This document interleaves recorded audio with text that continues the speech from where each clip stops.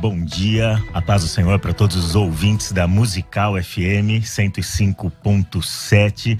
A gente está aqui no programa Debates e hoje o debate não é com o César Cavalcante como mediador, é com o César Cavalcante como debatedor, né? Então a gente vai discutir uma questão muito relevante hoje, muito pertinente e que tem sido discutida cada vez mais pela Igreja de Cristo desde o século XX. Essa discussão tem sido erguida e tem sido levantada nos ambientes teológicos e nos ambientes eclesiásticos, e hoje a gente vai discutir essa questão que está aparecendo para você aí. O tema do debate de hoje é: a Bíblia condena o relacionamento homossexual? Mais uma vez aí, a Bíblia condena o relacionamento homossexual? Bom, eu sou o Léo Barbosa, eu sou da Igreja Assembleia de Deus de Guarulhos e fui convidado para mediar esse debate aqui. É uma tarefa árdua, obviamente. Eu não sou um mediador, eu participo do programa aqui como debatedor, eventualmente, né? Quando o pessoal aqui me tolera, me aceita para bater um papo, e geralmente é o César que vai mediar. Então é uma tarefa árdua mediar esse debate hoje aqui. Eu quero apresentar os debatedores, é uma tarefa árdua. Não vou substituir o César à altura, isso com certeza, tá bom? Mas a gente... Muito humilde pro meu gosto. Eu vou voltar aí pro meu lugar aí, em qualquer outra circunstância, tá? Então, eu sou o Léo Barbosa, você vai poder participar desse debate, além de assistir pelas redes sociais. Eu quero convidar você também a compartilhar o link que tá aparecendo para você, se você está assistindo a gente pelo Facebook, pelo YouTube. Compartilhe esse link para mais pessoas poderem assistir nos seus grupos de WhatsApp, aí no seu feed, tá bom? E você vai poder participar também fazendo suas perguntas, mandando suas opiniões pelo WhatsApp da nossa rádio, que é 984849988. 984849988. Você pode mandar suas opiniões, pode mandar suas perguntas, não mande os seus xingamentos, pelo amor de Deus, tá bom? Então a gente quer bater esse papo, apesar de entender que é um debate bastante polêmico, e a gente sabe que tem alguns ouvintes às vezes que entendem que a gente não deve entrar nessas discussões, nesses debates polêmicos. A gente entende que deve sim, porque isso promove a edificação da igreja e o esclarecimento do ponto de vista bíblico, do ponto de vista teológico. Então, para apresentar aqui os nossos convidados, César Cavalcante, que é da casa, ele dispensa apresentações, mas o César é reitor da Faculdade Teológica Bethesda. Ele é âncora dos programas Debates e Crescendo na Fé, aqui na Rádio Musical FM, e ele também é professor de hebraico e dos cursos internacionais da Faculdade Teológica Bethesda. Ele já foi pastor setorial da Assembleia de Deus e agora ele sentiu-se chamado para servir a comunidade genuína. Então ele é o primeiro convidado para estar aqui. Cumprimenta os nossos ouvintes aí. Ô, Léo, obrigado. Lana, obrigado ao pessoal da produção aí. Imagino que você deve estar nervoso aí agora. Demais, tô nervoso demais. Mas que seja um papo aqui, um debate produtivo, e que seja esclarecedor para o ouvinte. Tá ótimo, muito obrigado pela sua presença aqui como debatedor. E do meu lado, aqui do meu lado direito, do lado esquerdo de vocês, eu estou com a Lana Holder. A Lana Holder é pastora da comunidade Cidade Refúgio, um nome bastante sugestivo, né? Igreja inclusiva, localizada no centro de São Paulo. Ela e a sua esposa, que está aqui presente, a Rosânia Rocha, ela vai participar aqui como ouvinte do debate. É um apoio direto, pessoal aí, um apoio físico e emocional aí do lado, né? Ela está aqui no estúdio com a gente. Então, elas fundaram em 2011 a comunidade evangélica Cidade Refúgio em São Paulo, que acolhe fiéis de diferentes orientações sexuais. Então, Lana, cumprimenta os nossos ouvintes e internautas aí. Agradecer pela oportunidade, né? Estar aqui na Rádio Musical, podendo ter esse lugar de fala e, como o pastor César falou, discorrendo de uma forma a trazer luz, a trazer compreensão e libertação, sem sombra de dúvida. E eu acredito que vai ser muito produtivo esse momento. Quero agradecer desde já pelo convite. A gente que agradece você ter aceitado esse convite. Eu sei que não é sempre que vocês aceitam esse convite para estar presentes nessas discussões, né? Em ambientes como ambientes de rádio evangélica, de igreja evangélica. Para a gente é um privilégio poder bater esse papo aqui. Então, a primeira pergunta que eu gostaria de fazer para vocês, e aí eu vou começar com você, Lana, as suas considerações iniciais, respondendo a essa pergunta-chave aqui, que é a pergunta tema do nosso debate. Você tem 3 minutos, tá bom? É claro que você não vai esgotar o assunto e a gente tem 1 hora para bater um papo sobre isso. 3 minutos para responder a essa pergunta que encabeça o nosso debate aí. A igreja condena o relacionamento homossexual? A igreja sim, a Bíblia não. A igreja... Aliás, não. Eu fiz a pergunta errada. A Bíblia, tá vendo? É um nervosismo, César. Okay. A Bíblia condena o relacionamento homossexual? Não, a Bíblia condena relações homogenitais de caráter de culto pagão. Mas a Bíblia não trata da questão relacionada à orientação sexual do indivíduo. É óbvio que nós estamos falando aqui de um contexto dentro dos 66 livros que compõem a Bíblia protestante. Então a gente tem aí 3 versículos específicos que falam sobre esse assunto, né? 2 no Antigo Testamento e 1 no Novo Testamento. A gente tem inclusive uma expressão usada por Paulo, que é uma neologia que ele cria para falar sobre esse assunto, que remete às questões relacionadas aos 2 textos encontrados no livro de Levíticos. Então tudo parte realmente de uma questão de interpretação. Então, óbvio, se eu for fazer uma interpretação fundamentalista desses textos, eu não posso usá-los com essa visão e excluir a visão de usar dessa hermenêutica fundamentalística, desta exegese fundamentalista, somente para esse texto, mas eu preciso usar também para todo o contexto bíblico. E aí a gente vai abrir um leque de muitas outras situações que a gente precisa trazer para essa mentalidade fundamentalista, legalista, que rechaça essa questão relacionada à homossexualidade. Então tá bom. Então, do seu ponto de vista, tem uma questão hermenêutica, né? A questão de interpretação desses textos bíblicos que tratam do assunto. Então, para falar sobre hermenêutica, então tem um professor de hebraico aqui também. Então, César, pastor César, a mesma pergunta eu quero direcionar a você. A Bíblia condena relacionamento homossexual? Em primeiro lugar, Léo e os demais ouvintes, eu quero deixar muito claro nessa minha participação que todo cristão verdadeiro, todo crente bíblico, todo cristão autêntico, todo homem, toda mulher cheio de Deus, ele não vai perseguir, não vai ser uma pessoa que odeia um pecador vindo de qualquer tipo de pecado. Então, a primeira fala que eu quero deixar clara é essa, né? Não há um discurso de ódio da minha parte ou da parte dos cristãos que entendem ser bíblicos quando discordam desse tema, tá? Então não quero que... E se eu for interpretado assim, por favor, na mesma hora você fala, eu me senti ofendida e tal, eu não quero fazer isso em nível pessoal. Mas a pergunta é clara: a Bíblia condena o homossexualismo? Sim. A Bíblia condena a homossexualidade? Sim. A Bíblia condena 2 homens e 2 mulheres que fazem sexo entre si? Sim. A Bíblia condena textualmente, a Bíblia condena literalmente. Essa condenação começa nas páginas do Antigo Testamento, e a gente tem que entender que leis dadas aos judeus no Antigo Testamento são leis dadas aos judeus, não tem nada a ver com a gente. Algumas leis dadas aos judeus são repetidas no Novo Testamento. E se são repetidas no Novo Testamento como ordenança para a igreja, então nós também, agora, nesse momento, a gente também tem que obedecer. Então, se é uma lei dita por Jesus, se é um mandamento dito por Jesus, ou por um dos seus apóstolos, aqueles que ele mesmo escolheu, você, você, você e você, a Bíblia diz que nós, a igreja, ela está fundada na doutrina dos apóstolos. Então, se foi escrito por um apóstolo de Cristo, ou dito pelo próprio Cristo, então o que está colocado lá, não importa qual era o contexto, agora se traduz como ordenança para a igreja. Se traduz como ordenança para a igreja, que é o que acontece no caso desse tema, então sim, a Bíblia condena a prática homossexual, literalmente. Então a gente vem aí, são 2 interpretações, são 2 hermenêuticas diferentes, né? A hermenêutica dele aqui é a hermenêutica que você adjetivou como fundamentalista, que é uma hermenêutica clássica, né?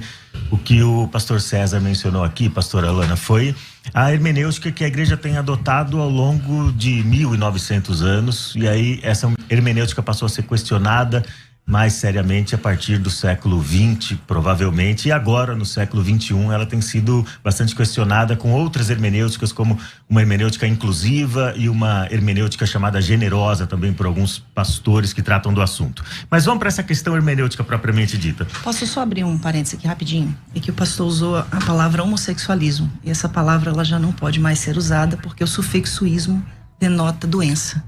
Isso já foi erradicado, inclusive, dentro do conceito de psicologia mundial. Então, é errado você colocar a expressão homossexualismo, porque a homossexualidade não é uma doença. Embora a gente saiba que a igreja até hoje não decidiu o que a homossexualidade é, porque tem linhas teológicas da igreja que diz que é doença, tem outras linhas que dizem que é demônio. Né? Então, dentro do conceito científico, o sufixo ismo não pode mais ser utilizado, porque não é mais considerado doença. Aliás, a gramática que envolve esse debate, como tantos outros debates, né? A gramática que envolve esse debate, ela está sempre mudando, né? Então a gente acaba... Em minha defesa, só quero dizer o seguinte, que essa compreensão, ela é uma compreensão do movimento homossexual ainda. Não me sentiria ofendido se você me chamar de alguém que pratica o cristianismo, por exemplo, tá certo? E acho que o hindu não se acha ofendido de ser chamado de alguém que pertence ao hinduísmo, e o islã que pertence ao islamismo. Essa compreensão é uma compreensão gramatical recente, nova, e que não teve da minha parte aqui nenhuma razão assim para ofensa pessoal. Não, mas se você não se sente ofendida, não, porque se você disser que é doença, que não é a minha abordagem, aí vai parecer que eu tô te chamando disso. Então não tô te chamando, tá? Então se você se sente melhor, ao invés de eu falar homossexualismo, homossexualidade, tá tudo bem pra mim. Mas o que a Bíblia condena é a prática de duas pessoas, duas mulheres que têm sexo entre si, dois homens que têm sexo entre si. Aí eu não sei exatamente o termo que você prefere, mas... Agora, a questão do ismo não está dentro de um conceito de sufismo, de sufixo. Está dentro de um conceito realmente científico. Eu não estou falando aqui de uma questão relacionada ao hinduísmo, cristianismo. Estou falando de um sufixo que é usado para denominar uma doença. Sim. Estou falando dentro de uma questão científica. Dentro de uma classificação você está falando, né? Então, dentro do jargão médico você está falando, do jargão científico e do jargão médico, né? Porque, de fato, como o pastor César mencionou, pastora, esse sufixo ismo, ele não vai denotar sempre uma doença, né? Ele, por exemplo, pode denotar uma escola de pensamento, no caso que ele descreveu aqui, uma religião e tudo mais. Mas vamos para as perguntas, já que a gente está mencionando aqui essa questão dos textos bíblicos e como a Bíblia trata do assunto, né? Eu achei interessante essa diferenciação que o pastor César fez, de chamar a atenção para a questão da conduta propriamente dito. A pastora mencionou aqui outra expressão, outro termo, que é o termo orientação. A gente sabe que essas duas palavras designam coisas diferentes. Orientação, hoje a gente está habituado a pensar nesse termo designando um desejo sexual, uma tentação sexual, uma inclinação sexual em favor de um determinado gênero, né? Então a gente chama isso de orientação. Orientação homossexual, orientação bissexual, orientação heterossexual. Conduta já não tem a ver meramente com o desejo, não tem a ver meramente com a inclinação, com a fantasia, com a tentação, mas tem a ver com a prática propriamente dito. Então a pergunta que fica agora para vocês dois responderem, aí eu vou pedir 2 minutos para vocês responderem, tá bom? Existem passagens clássicas no Antigo e no Novo Testamento que parecem condenar claramente a conduta homossexual. Homem se deitando com homem, mulher se deitando com mulher. A Bíblia não fala nada sobre orientação sexual no sentido que nós aprendemos agora, no sentido moderno da palavra. Então ela não vai falar sobre inclinação, ela vai falar sobre a conduta. É a conduta que é condenável. Então aparecem inúmeros textos, não são muitos textos, mas são textos suficientemente claros, pelo menos do ponto de vista da teologia e da hermenêutica cristã ao longo de quase 20 séculos. Como um cristão honesto com a Escritura, que quer se submeter à palavra de Deus, deve interpretar essas passagens, como por exemplo em Levítico, Deuteronômio, as passagens nas cartas do apóstolo Paulo. Como que um cristão pode lidar com essas passagens, ao invés de fugir? Porque o que eu percebo assim, há alguns homossexuais ou militantes da causa LGBTQIA+, que simplesmente negligenciam a Bíblia, negam a autoridade da Bíblia, a suficiência da Escritura e partem por uma interpretação pessoal. E nesse não me parece ser o seu caso. Você vai para a Bíblia e vai lidar com esses textos. Como é que um cristão honesto pode ir para a Bíblia e lidar com esses textos, pastora Lana? Primeiramente, eu quero dizer que existe uma grande dificuldade de um cristão lidar com essa questão, principalmente se for um cristão gay. Porque ele cresce ouvindo que ele não é aceito como é. Sim. Né? E muitas vezes existe até aquela homofobia cordial. Deus ama o pecador, mas aborrece o pecado. A gente te ama, mas você tem que mudar. É uma linguagem que até é cheia de cordialidade, mas por trás disso existe realmente uma rechaçação, uma exclusão. Segunda coisa que a gente precisa entender é que a Bíblia, ela vai sempre precisar ser avaliada dentro de uma questão popular. E quando eu falo de uma questão de interpretação popular da Bíblia, eu estou falando de um triângulo da hermenêutica. Eu estou falando da realidade pessoal da pessoa, da realidade da comunidade e da realidade social. Então, eu não posso usar textos, por exemplo, o texto mais antigo, mais recente do Antigo Testamento foi escrito 450 anos antes de Cristo. O mais recente do Novo Testamento, 90 anos depois de Cristo. Aí eu pego palavras que foram usadas nesses textos e insiro um vocábulo que foi criado em 1868 por Karl Marx Bennett, que foi um jornalista astro-húngaro, que era escritor, poeta e ativista dos direitos humanos. Você está falando do termo homossexual. Propriamente. E aí a gente usa esse termo que foi criado no século XVIII século XIX para colocar aí em textos bíblicos que foram escritos séculos, milênios antes dessa ocasião. Então a gente precisa realmente fazer uma leitura popular, uma leitura que traga a manifestação da graça, porque se eu for escolher textos aonde eu vou dizer, não, esse texto aqui do Antigo Testamento eu posso aplicar hoje, mas esse aqui eu não posso. Então por que eu tenho que selecionar textos das Escrituras e dizer o que vale e o que não vale para o cristão da atualidade? E uma outra coisa que responde a sua pergunta pontualmente, nenhuma passagem bíblica condena a homossexualidade, o sexo entre pessoas iguais no conceito de orientação sexual, mas a Bíblia não fala sobre orientação sexual. Se a gente for falar do que a Bíblia não fala, existem muitos temas atuais que a Bíblia também não fala, mas a gente usa a palavra de Deus como a nossa bússola no conceito de princípios divinos. Então, o que eu estou querendo trazer aqui todas as vezes que a Bíblia fala, 2 vezes no Antigo Testamento e 1 vez no Novo Testamento, sobre relações homogenitais, inclusive somente no Novo Testamento é que se fala sobre relações homogenitais entre mulheres, que é o famoso texto de Romanos 1, 26 e 27. Então a gente vai entender que todo o contexto, ele fala de questões de cultos pagãos. Em Levíticos, o contexto está inserido dentro dos rituais egípcios e cananitas, de onde o povo veio e para onde o povo estava indo. Então, o problema da igreja em si é a gente querer pegar esses textos isolados, fazendo uma exegese e não a exegese, dando uma interpretação de acordo com aquilo que a gente compreende. E nisso, não só dentro desse conceito, porque se a gente for falar sobre isso só dentro da questão da homossexualidade, a gente vai pecar contra fatores que são muito também relevantes, aos quais precisou-se haver essa abertura de compreensão para se trazer uma luz de graça sobre determinados e N outros assuntos. Tá bom, pastora. Agora vou fazer a mesma pergunta para ele, né? Então ela mencionou aí que muitas vezes a gente faz uma exegese. Para quem está ouvindo aí não sabe a diferença entre exegese e exegese. Exegese é quando você extrai o significado ou depreende o significado do texto. Exegese é quando você impõe um significado espúrio ao texto. A Bíblia trata dessas questões claramente, pastor? E se a Bíblia trata, como que um cristão deve chegar para esses textos e que hermenêutica ele deve usar? Que interpretação ele deve dar para esses textos? Bom, sempre na pauta que eu falei no começo, com todo respeito pessoal que você merece,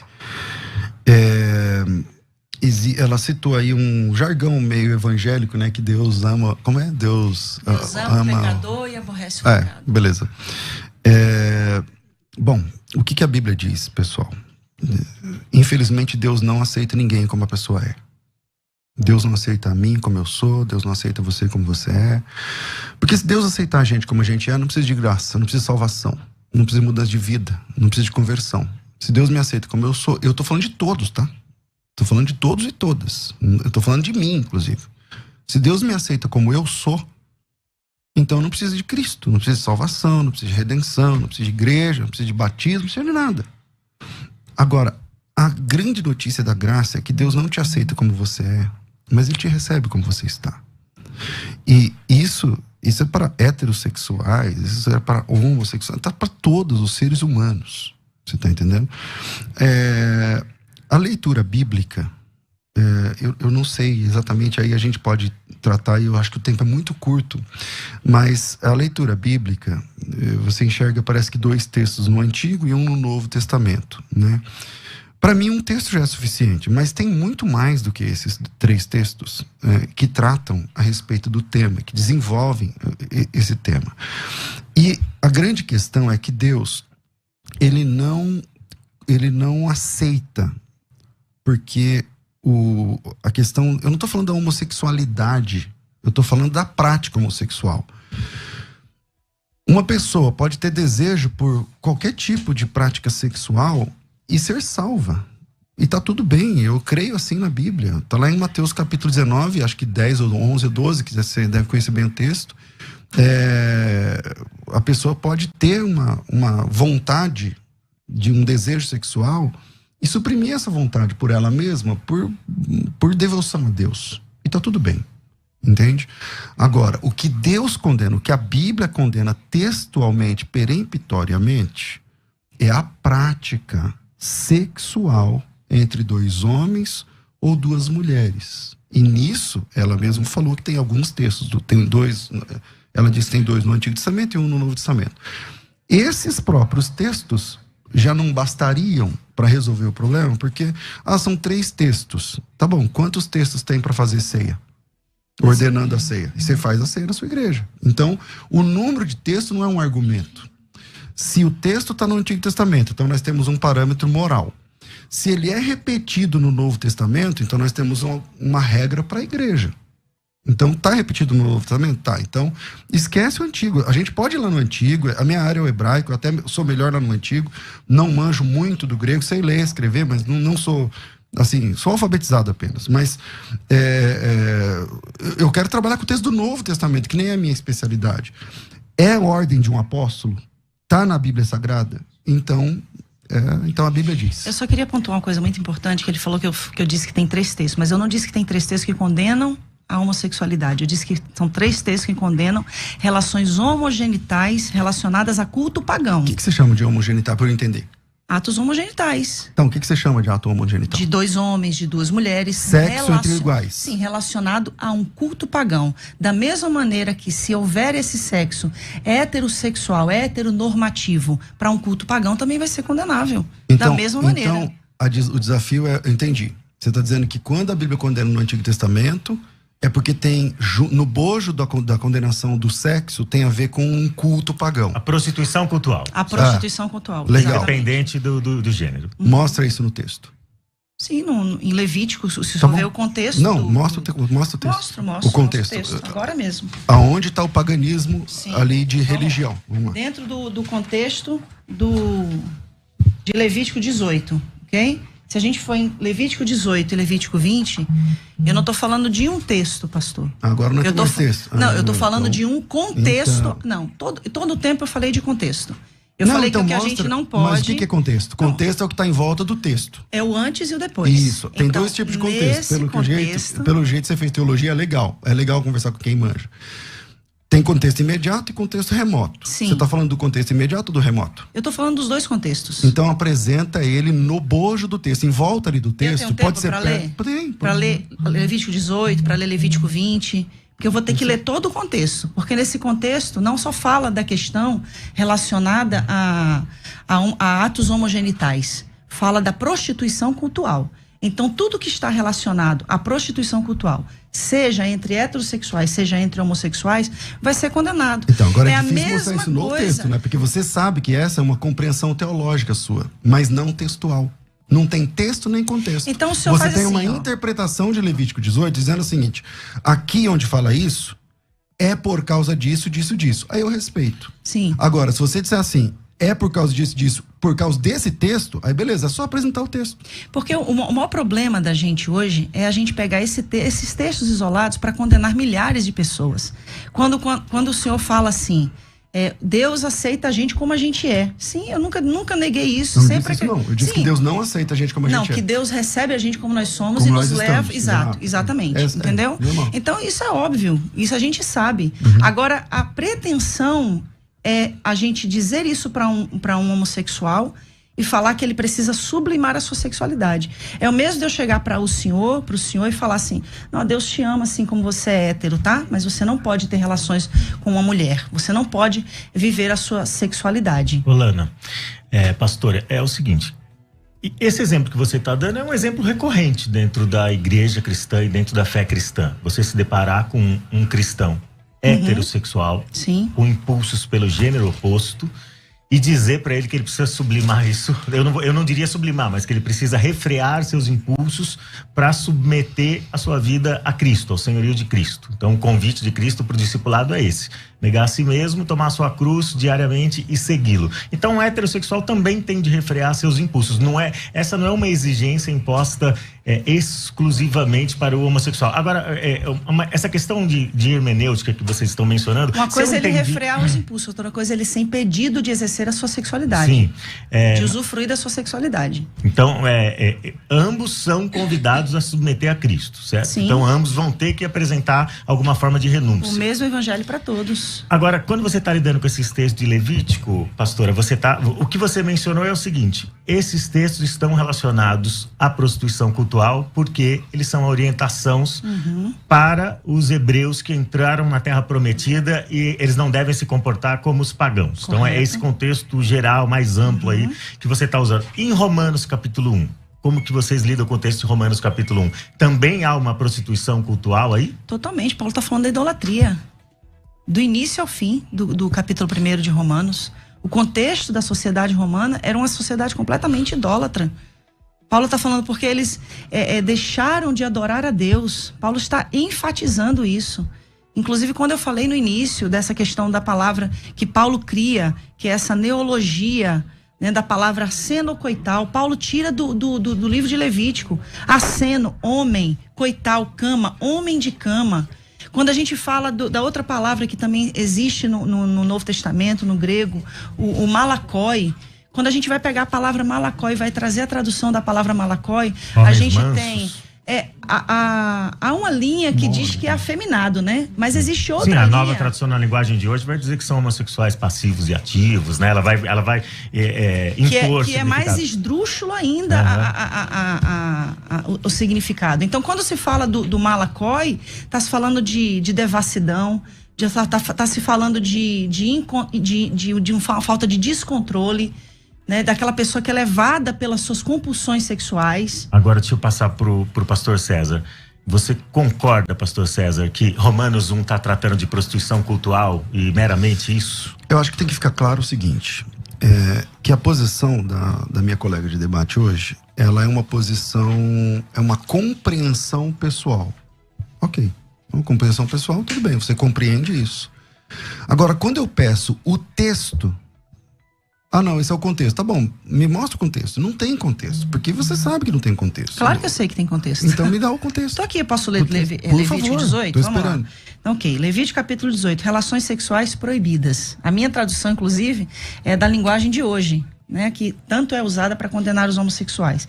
O Senhor Deus deu as seguintes ordens para os homens de Israel: não tenha relações com uma mulher que seja sua parente. Abraão já estava no sal aí, né, porque ele casou com a irmã. Não tenha relações com a sua mãe, isso seria uma vergonha para o seu pai e também para a sua mãe. Não tenha relações com qualquer outra mulher que pertença ao seu pai. Não tenha relações com a sua irmã, seja por parte de pai ou de mãe, ou somente por parte de pai. Ele começa com a lista de questões que são proibitivas. Não tenha relações com a sua neta, isso seria uma vergonha. Não tenha relações com a sua tia, e por aí vai. Não tenha relações com a sua nora, não tenha relações com sua cunhada, não tenha relações com sua filha. Ele continua: não case com a sua cunhada, não tenha relações com a mulher durante a menstruação. Aí eu acho que tem muito homem que está com dificuldade aqui, viu? Não tenha relações com a mulher de outro homem, isso torna você impuro. Aí o divórcio, que é tanto defendido hoje na atualidade, ficaria difícil também de ser aceito. Nenhum pai deverá entregar o filho ou a filha para servir o deus Moloque. Aí entra na idolatria. Olha só, tá falando da idolatria. Isso seria profanar o santo nome de Deus, o Senhor. Nenhum homem deverá ter relações com outro homem, depois da idolatria. Então o contexto me leva a entender que o texto está apontando para uma questão cultual. Ele sai de relações e entra no texto anterior a prática da idolatria e dos cultos pagãos, falando especificamente de Moloque. O texto que diz a respeito de Moloque, primeiro eu estou devendo os 2 minutos lá sobre as palavras gregas que elas citou, mas eu volto, né? Vamos lá. Todo mundo que conhece o texto bíblico sabe que os mandamentos de Deus, eles não estão tabulados por tema. Não estão tabulados por tema. Então o tempo todo é assim. O tempo todo. Qualquer perícope de qualquer texto de mandamentos de Deus, eles vão sendo tabulados e o assunto vai sendo trocado. Não existe epígrafe. A epígrafe é uma criação nossa. A entrega dos meninos para Moloque é uma questão de queimar o filho no fogo e tal, tudo mais. Na sequência, ele volta a tratar de um assunto sexual. É só ler o texto. É a sua interpretação, eu também respeito. Não estou interpretando. É só ler o texto. Eu acabei de ler. Então lê o texto. Vou ler de novo. Pois não, vamos lá. O próximo texto. O texto Nenhum que você pai deverá entregar o filho ou a filha para servir o deus Moloque. Isso seria profanar o santo nome de Deus, o Senhor. Nenhum homem deverá ter relações com outro homem. Pronto. Tá, mas e aí? Aí onde está o Moloque aí agora? Mas acabou de ser citado então, o Moloque. Mas o texto anterior, veja como não tem credibilidade para ser o contexto que você está chamando. Vou te explicar por quê. Mesmo estando dentro do contexto, não tem credibilidade. Vou te explicar por quê. Porque o texto, o versículo anterior, fala de um pai que entrega um filho para ser queimado no fogo. E o senhor acha que o filho era só levado lá a ser entregue? Tinha todo um ritual pagão antes da criança ser morta. Mas não tem ritual sexual entre o pai e o filho. Nunca teve. Tá? Quando entrega para Moloque. Então, mas você pega vários rituais reis, sexuais entre os sacerdotes os que se oferecia. Não a Moloque. É só estudar o deus Moloque, que o deus Moloque, ele recebia, as crianças eram queimadas, o rito era esse. Não tinha ritual sexual. Para o Moloque, não. Outros têm. Existem deusas, por exemplo, Ishtar e tantas outras, que têm uma questão sexual. Mas não é o caso do deus Moloque. O próximo texto, então, nesse não tem nada sexual. Tem a questão de entregar o filho para ser queimado. No próximo texto, ele não fala de filho a ser queimado, não fala de Moloque e fala que um homem não pode deitar com outro homem. É só ler o texto. Mas agora, ele está dentro de um contexto de ritual pagão. Não está dentro de contexto de ritual pagão.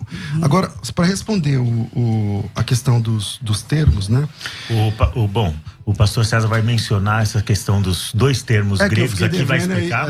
E aí já quero pedir para os ouvintes, vão mandando suas perguntas, suas opiniões para a rádio pelo WhatsApp 984849988. A gente vai responder definir esses 2 termos aí biblicamente, do ponto de vista do pastor César, e aí a gente vai vir pro break em seguida, tá bom? Beleza. Vamos lá. O apóstolo Paulo não inventou essas palavras, tá? Essas palavras não eram um neologismo do ponto de vista da Bíblia no primeiro século. Essas palavras já existiam, o apóstolo Paulo usou.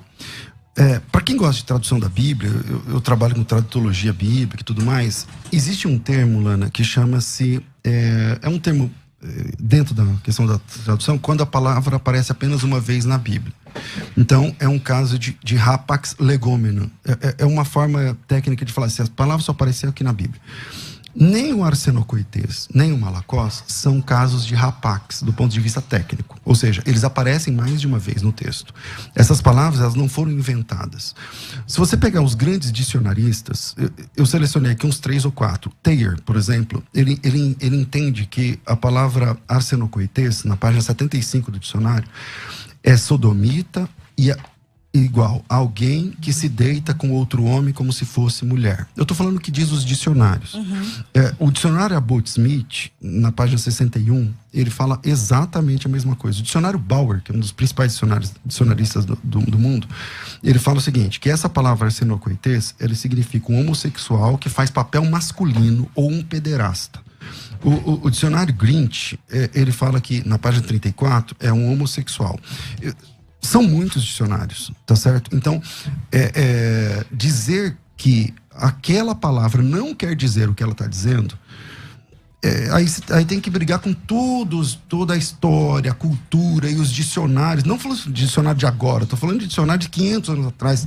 Enfim, essa era a compreensão. O apóstolo Paulo não inventou essa palavra, ele usou uma palavra corrente na época. É claro, você citou aí a origem da palavra homossexual. Sim. É uma palavra nova, não tem como ter a palavra homossexual nos textos, nos registros bíblicos. Assim como não tem como ter a palavra dinossauro, que tem 200 e poucos anos. Então, aí a grande, acho que é um grande desafio para quem traduz a Bíblia, é encontrar a palavra mais moderna para explicar aquela palavra que tá ficando mais, que ficou arcaico, antiga.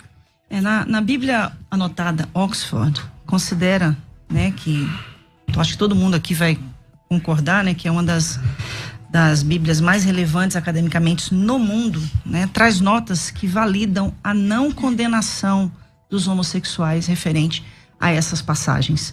Uma outra Bíblia também muito respeitada no mundo teológico e acadêmico é a Bíblia de Jerusalém, uma das traduções que é mais respeitada. Então, nessas Bíblias, esses termos Malacó e Aceno-Coital não são considerados termos relevantes a práticas homossexuais. Bom, a gente vai voltar no próximo bloco para continuar discutindo essas questões. Continue mandando suas perguntas, continue mandando suas opiniões e a gente vai interagir com os nossos ouvintes internautas no debate da Rádio Musical FM. Para você que entrou agora aí no nosso dial, que entrou nas nossas redes sociais agora, no YouTube, no Facebook, está acompanhando a partir de agora. O nosso debate de hoje é sobre o tema: a Bíblia condena o relacionamento homossexual?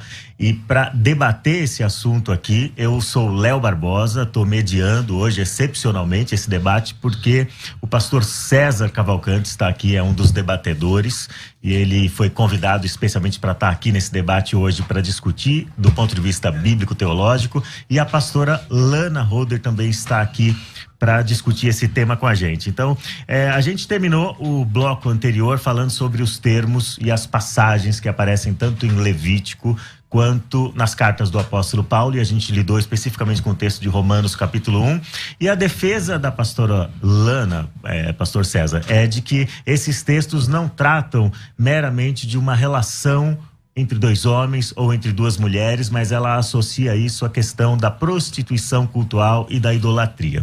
Então essa é a questão. O que a Bíblia vai dizer pra gente, obviamente, acho que todos nós concordamos aqui, é que o sexo fora do casamento é pecado. Então eu preciso entrar nessa questão. Que a gente concordou nisso aí. Isso com certeza nós concordamos. Tem militantes LGBT que não concordam com isso, que acham que o sexo é fluido e pode ir acontecer onde o instinto mandar, né? Então a gente entende que não é assim. O sexo tem que acontecer dentro do casamento, para estar dentro da vontade de Deus, agradar a Deus e ser compatível com a vida de um discípulo de Jesus Cristo. É essa a questão. Então a questão que fica para mim é a definição do termo.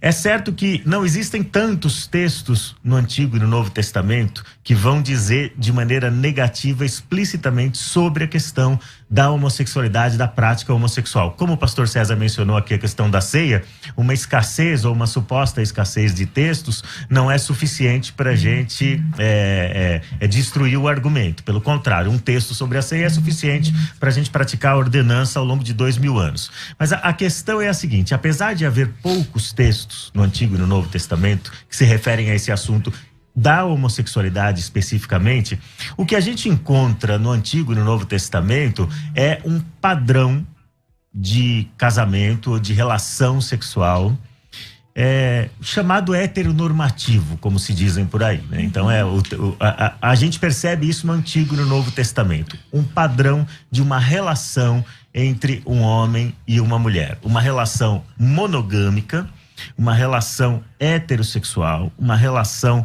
permanente ou indissolúvel. Você mencionou o divórcio agora há pouco, né? A gente teria problema com o divórcio, o recasamento. Então, uma relação indissolúvel e dentro da comunidade da fé. Não pode ser uma relação interreligiosa. Então, é mais ou menos assim que a Bíblia apresenta isso de maneira onipresente no Antigo e no Novo. Então, se a gente tivesse que definir casamento do ponto de vista bíblico, do ponto de vista cristão, O que é o casamento? Essa instituição que é exclusiva aí para quem quer desfrutar de sua sexualidade. O casamento, dentro do contexto bíblico, né, liga duas pessoas. Se a gente for usar um padrão, se Adão e Eva for o padrão, então a gente vai ter que desconsiderar, inclusive, muitos casais heterossexuais, porque destoam desse padrão. Eu não sei se Adão e Eva eram loiros, se eles eram pretos, eu não sei se eles eram albinos, eu não sei quem eles eram. Então, tudo que destoe do conceito do padrão de Adão e Eva, então seria fora do padrão que a gente considera como aprovado por Deus. Se a gente estiver falando, então, de um homem e de uma mulher, onde o homem ou a mulher são estéril, porque Deus mandou eles crescerem e multiplicarem, então eu também estou saindo de dentro de um conceito de padrão. E também não seria aceitável. Então, como duas mulheres casadas, né, que graças a Deus nos deu esse privilégio, depois de muito lutar, né? Em 2013 saiu a lei que possibilita o nosso casamento. A gente concorda que o casamento, ele acontece a partir do momento em que duas pessoas se amam, se respeitam e estão dispostas a viver uma vida monogâmica, né? Na fidelidade, na lealdade e dentro do conceito de fé das Sagradas Escrituras. Então, para mim, para Rosânia, o que nós ensinamos na nossa comunidade, que inclusive o sexo é permitido por Deus, sim, abençoado por Ele dentro da instituição do casamento. É o mesmo ensinamento que a gente aprendeu na Assembleia de Deus, né? A única coisa que destoa é a questão de aceitar-se os homossexuais, toda a comunidade LGBTQIA+, e o mais que tiver aí, que sejam recebidos, porque há essa questão da inclusão através da morte sacrificial de Cristo na cruz, porque ele veio para morrer por todos, e isso se inclui a todos, então inclui a nós. E quando Jesus fala em Mateus capítulo 19, como o próprio pastor César já trouxe aqui a citação, né, do casamento, e ele também fala ali dos eunucos, né? Então eu acredito muito sim que a palavra eunuco está se associando àqueles que destoam do que é comum, ou seja, aquilo que seria diferente. Pastor César, como que se define casamento do ponto de vista cristão, do ponto de vista bíblico? Do jeito que a Bíblia fala. Quando ela diz que eu não sei se o Adão e a Eva eram tipo loiros, não sei o que lá, tal, ou morenos, não sei o que, e se um loiro, se ele é loiro, ela é morena, não sei o que. Então, obviamente, né, os biotipos não importam. Eu não saber como era o Adão e a Eva não me dá direito de duvidar que é um homem e uma mulher. Entende? Não dá para fazer teologia, Lana, no silêncio das Escrituras, no que a Bíblia não diz. Então, por exemplo,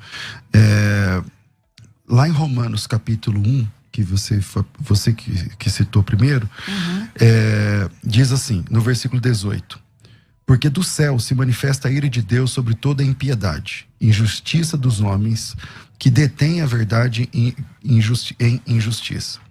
Porquanto que de Deus se pode conhecer, neles se manifesta, porque Deus não manifestou. Porque as suas coisas invisíveis, desde a criação do mundo, tanto o seu eterno poder como a sua divindade, se entendem claramente e se veem pelas coisas que estão criadas, para que eles fiquem indesculpáveis. Não tem nada a ver com paganismo. Deus está falando para toda a humanidade. Porquanto, tendo conhecido a Deus, não o glorificaram como Deus, nem lhe deram graças. Antes, em seus discursos, se desvaneceram o seu coração e insensato se obscureceu. Dizendo-se sábios, tornaram-se loucos. E mudaram a glória de Deus, do Deus incorruptível, em semelhança à imagem do homem corruptível. Essa imagem é o que, pastor? Eu vou concluir o texto. Mudaram a imagem do Deus... do Deus... incorruptível, em semelhança à imagem do homem corruptível. Pelo que também Deus os entregou às concupiscências dos seus corações e à imundícia, para desonrarem em seus corpos entre si. Porque mudaram a verdade de Deus em mentira e honraram e serviram mais a criatura do que o Criador, que é bendito eternamente. Pelo que Deus os abandonou às paixões infames, porque até as suas mulheres mudaram o uso natural contrário à natureza, e semelhantemente também os homens, deixando o uso natural da mulher, se inflamaram em sua sensualidade uns para com os outros, homem com homem, cometendo torpeza e recebendo em si mesmos a recompensa que convinha no seu erro. Ele não está falando de nenhum tipo de religião pagã. Ele está dizendo o seguinte: você tirou a glória de Deus e preferiu a glória sua. Ao invés da imagem de Deus que Deus fez, você preferiu buscar os seus próprios deleites. O texto é o texto, entendeu? Então, não tem essa história de que isso aí é um culto pagão e tal. Infelizmente, Deus, ele não aprova o relacionamento entre homem com homem, mulher com mulher. Quando eu digo infelizmente, porque eu sei que essa é a luta de muita gente. E eu entendo que é uma luta grande. Mas a nossa natureza é caída. Então, o nosso coração, Jesus Cristo disse, lá em Mateus, que no nosso coração está cheio de adultério, de mentira, de engodo, de assassinato e tudo mais. Então, eu não posso dar vazão à minha natureza e dizer assim, porque essa é a porta, Lana, essa é a porta que, se a igreja entender do jeito que você está querendo que a igreja entenda, vai abrir a porta para um monte de outras coisas que todo mundo vai ter que achar natural, e essa é a porta para... Eu não estou te acusando, por favor, estou dizendo que isso pode ser a porta lá na frente para relações sexuais, inclusive com crianças. Por quê? Porque eu senti. Não, eu sinto, é honesto o meu sentimento. Eu não quero discutir o sentimento. A questão é que a Bíblia condena a prática. Se a Bíblia condena a prática, tem duas saídas. Ou você se atém ao que a Bíblia diz, ou você abandona o que a Bíblia diz. Agora vamos para as perguntas dos ouvintes. Eu preciso ler o mesmo texto que ele leu, só um pedacinho, tá bom? Eu vou usar a nova tradução da linguagem de hoje, que usa homossexual passivo e ativo, tá bom? Vamos lá. Eles sabem quem Deus é, Romanos 1:21. Mas não lhe dão a glória que ele merece. E não lhe são agradecidos. Pelo contrário, os seus pensamentos se tornaram tolos, e a sua mente vazia está coberta de escuridão. Eles dizem que são sábios, mas são tolos. Em vez de adorarem ao Deus imortal, adoram ídolos. Que são eles. Se parecem com seres humanos, ou com pássaros, ou com animais de quatro patas. Então, o senhor dizer para mim que nesse contexto não existe idolatria, o senhor está não, idolatria ele diz é autolatria, né? É autolatria, não é contexto pagão. Mas é um contexto pagão, porque Roma era uma cidade pagã. Vários templos pagãos, inclusive a religião que predominava era a adoração à deusa Diana. Eu vou para um áudio, tá bom? Pra gente ver as perguntas dos ouvintes. Vamos sentir esse termômetro aí de como estão os ouvintes. A direção ali tá dizendo, não, vamos continuar debatendo, vamos continuar discutindo, pode ser? Então vamos lá, pastora, vamos continuar aqui então. Deixa o áudio pra lá, vamos continuar aqui. Eu acho que já não dá mais tempo. Uma pergunta que eu quero fazer então, para vocês dois. Aí eu quero direcionar uma pergunta para você, pastora, direcionar uma pergunta especial para você, pastor. Então, vou começar com o pastor agora, porque eu comecei quase todas as perguntas com você. Então, deixa eu conversar com o pastor aqui. A pergunta que eu queria fazer para ti: quais são os maiores desafios, pastor, de pastorear o coração de alguém que luta com impulsos homossexuais ou que sente que tem uma orientação homossexual? E aproveitar com essa pergunta você já pastoreou alguém nessas circunstâncias, nessa condição? Tá, essa pergunta vai ser a mesma para ela? Não. Ah, tá, mas se você quiser responder primeiro, fica à vontade, porque às vezes, acho que ela queria falar mais coisas, se você quiser, fica à vontade. A única coisa que eu quero ressaltar aqui é como é desesperador para quem faz parte da comunidade LGBTQIA+, ver que a igreja associa a homossexualidade com a pedofilia. Como eu já vi, por exemplo, pastores renomados dizerem que se liberar hoje o sexo entre iguais, vai ter que liberar o sexo com animais. Então são comparações esdrúxulas, principalmente que se eu pegar os índices de pedófilos que estão presos, a maioria, quer dizer, uma grande maioria são heterossexuais e não homossexuais. Então a gente precisa dar um norte nesse assunto, levando que a questão da homossexualidade não tem nada a ver com caráter. Assim como o fato de alguém ser hétero não significa que ele tenha um caráter ilibado. Da mesma forma como uma pessoa ser homossexual não significa que ela tenha um caráter desajustado. Eu concordo com isso, tá? Não tô dizendo que você ou coisa... Eu não aliei você à pedofilia, eu tive esse cuidado. Mas o que eu tô dizendo é o seguinte: Eu acho que a associação, se eu entendi, César, a associação que ele fez foi a seguinte: se você relativizar esse termo, se você relativizar o casamento, ele não relativizou o termo casamento, porque ele manteve essas premissas aqui. É uma relação monogâmica, indissolúvel dentro da comunidade da fé e heterossexual. Que era a minha vez aqui, então vamos lá. Qual que é o ponto do relacionamento sexual ou homossexual? De fato, a Bíblia chama esse relacionamento de relacionamento antinatural. A Bíblia chama esse relacionamento de... É uma abominação, porque é contra a natureza. É só olhar. Se todo mundo for homossexual, acabou o mundo. Então é antinatural. Lá na Bíblia, em Levítico 18, o texto, na sequência, ele diz o seguinte: isso, você não vai deitar com homem como se fosse mulher, porque isso é uma abominação. E na sequência... E eu não estou usando isso, quem usou o contexto foi mais a Lana, mas na sequência ele vai falar sobre um homem se deitar com um animal. Se é para usar contexto, ele tá, ou seja, ambos são relacionamentos antinaturais, entende? Então, infelizmente, a Bíblia condena o relacionamento sexual entre dois homens ou entre duas mulheres. Então, mas há espaço na graça de Deus para receber essas pessoas. Eu acho que a igreja tem que repensar a forma como lida, como fala, tem que ser muito bem-vindo na comunidade cristã, tem que dar bem-vindo a essas pessoas, mas ela tem que buscar que em Deus, lá no começo eu disse, Deus não te aceita como você é. Se ele te aceitasse como você é, não precisava de igreja, precisava de salvação. Ele me aceita como eu sou, porque tá bom, eu tô salvo. Mas não, isso é para todos os pecadores, inclusive para os homossexuais. Então ele precisa agora se enquadrar na doutrina bíblica. Agora a questão pastoral, pastor. Como que pode receber da melhor forma possível. Já tive experiência de pastorear. Eu sou pastor há 20 e poucos anos, então imagina.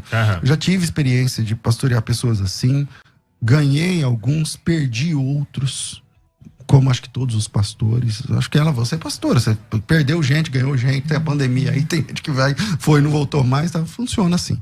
E isso pra mim funciona pra heterossexual e pra homossexual.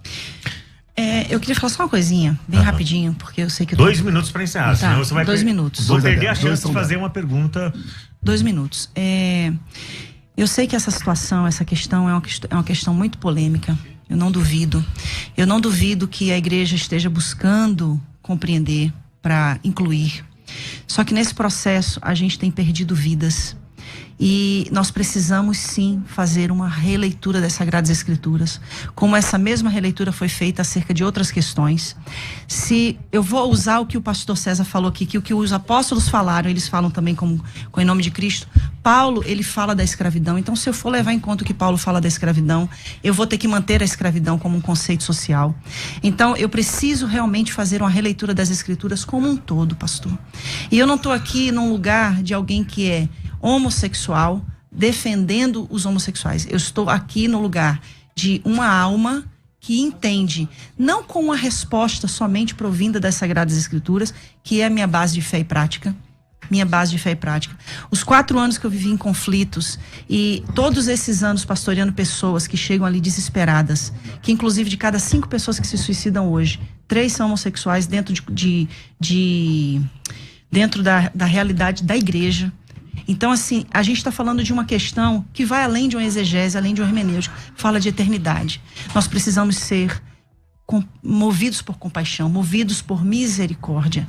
Se a gente usar esse critério que a gente está usando para falar da homossexualidade dentro do contexto da Bíblia, nós vamos ter que usar esse critério para falar de outros N contextos e mudar a igreja acerca de N questões. Agora eu preciso fazer uma pergunta. Faça, por favor. Você ficou muito conhecida no meio evangélico depois da sua conversão. Seu testemunho de conversão, um testemunho maravilhoso, sim, né? Que envolve inúmeras questões. E aí você, nesse testemunho que você sempre compartilhou, você mencionava o fato de você se perceber liberta. Eu não vi você usar esse termo curada, não sei se você usava esse termo também, mas você se apresentava ser liberta de questões como as drogas, o álcool, o próprio tráfico, né? E a questão da homossexualidade. Então você enfatizava bastante isso, seu testemunho era bastante relevante, bastante pertinente, justamente por causa dessas questões, né? Não só da homossexualidade. Mas A pergunta que eu tenho para fazer para você estava enganada nessa época? Você estava enganada? Eu estava tentando desesperadamente. Tá. Porque eu aprendi que a minha sexualidade me levaria para o inferno. E eu amo a Deus e eu não quero ir para o inferno. Então, se aquilo me condicionava a uma eternidade longe de Deus, eu estava disposta a mudar. Fosse o que fosse preciso fazer, inclusive me casar. E quando Paulo fala, inclusive, da questão antinatural, é aquela questão de você se deitar com um homem é antinatural para você. Você se deitar com um homem é antinatural para você. Eu me deitar com um homem é antinatural para mim. Então, eu buscava desesperadamente por uma mudança. Jesus fala que o que contamina não é o que entra, é o que sai, né? Então, eu buscava, através das palavras, determinar uma cura para minha vida. E Jesus mudou. Me tirou das drogas, me tirou do alcoolismo. Não foi do tráfico, literalmente, mas no sentido de subir e descer morro para comprar drogas. Jesus mudou a minha vida, o que podia ser mudado. Agora, gente, olha, o tempo passou voando, os ouvintes e internautas perceberam isso e a gente percebeu aqui também mais do que ninguém. Então a gente vai ter um bônus, vai ter bônus track hoje, tá bom? A gente vai encerrar o programa aqui no Dial, na rádio de vocês. A gente vai encerrar, mas a gente vai continuar mais meia hora de conversa, de debate, de bate-papo aqui para os canais virtuais, YouTube e Facebook, certo? Então, YouTube e Facebook a gente vai continuar batendo um papo. Para quem está acompanhando pela rádio e não consegue acessar agora, pode acessar depois para assistir. Eu quero agradecer aqui, me despedir no ar de vocês dois, pastor César Cavalcante, pastora Lana Holder, e aí a gente vai seguir no debate nos canais sociais, tudo bem? Tudo então bem. Vamos lá, gente, sigam aí. A gente vai continuar essa conversa. Hoje foi excepcional. Hoje é um debate especial e foi tão especial que a gente vai ter uma esticadinha aí. 30 minutos batendo um papo. A pastora Lana Holder conseguiu adiar um compromisso dela e eu espero que tenha conseguido. Alguém vai ter que esperar meia horinha a mais. E o pastor César também se voluntariou para estar aí mais meia hora pra gente continuar conversando. Meia hora, mas que passadiça de procedência maligna. Eu tenho compromisso também. Então vamos continuar conversando. Agora a gente vai poder lidar com as perguntas dos ouvintes, certo? Agora a gente consegue lidar com as perguntas dos ouvintes. Exatamente. Consegue colocar um áudio aí? Vamos lá?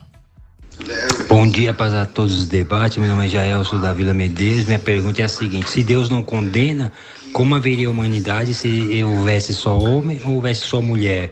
Se Deus não condena. Vai que essa daí tá fácil. Pergunta boa, gente. né? Essa pergunta foi Deus fácil. não condena porque Deus é um Deus de diversidades, de pluralidade.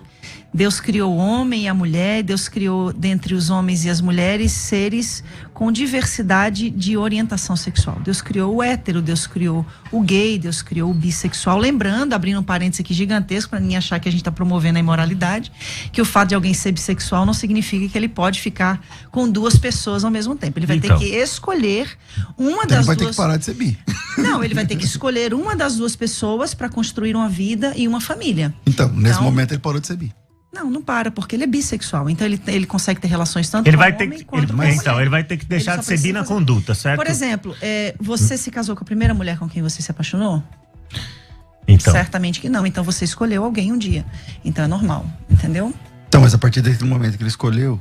Ele escolheu alguém, ele não é bígamo, então, ele é monogâmico. De qualquer forma, você vai ter que renunciar, como ele mencionou aqui, você vai ter que deixar de ser bi. Pelo menos na conduta, você vai ter que deixar de ser bi, certo? Você só vai a partir poder... do momento que você casa, você tem que deixar de ser tudo. Você tem que ser só pra aquela pessoa com quem você se Não casou. vou dizer que você morreu, que é muito radical, Exato. né? Eu posso ser lésbica, mas eu sou casada. Então... Pastor, como que responde a essa pergunta dele? Eu vejo que realmente o assunto é bem complexo. Eu vejo sinceridade na fala da Lana. Infelizmente, a sinceridade não salva. Quem salva é Jesus Cristo, na Bíblia. Uma pessoa sincera e enganada, Lana, está sinceramente enganada. E o texto das Escrituras é claro por demais. Por demais. O problema é se não tivesse esses textos no Novo Testamento, porque no Antigo Testamento é uma norma, pode ser só para Israel, tem várias coisas que são leis no Antigo Testamento, mas que não chegaram para o Novo Testamento, entende?